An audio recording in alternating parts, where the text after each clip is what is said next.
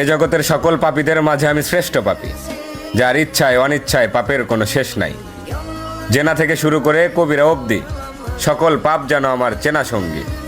তাই আমিও যদি কিছু চাই, তাহলে কি আমাকেও দেওয়া হবে তোমার অনুগত বান্দাদের ন্যায়?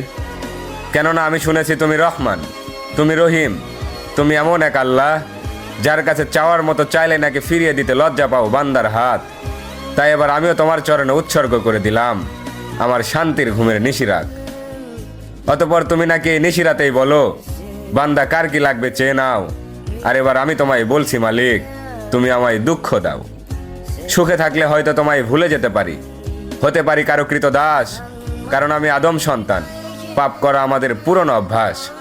অতঃপর ইয়া রহমান, সব ভুলের ক্ষমাস্বরূপ হয়তো মরিয়ম ইবনে ঈসার মতো আমাকে উঠিয়ে নাও, নয়তো ওমর ইবনে খাত্তাবের মতো খাঁটি হেদায়েত দিয়ে দাও।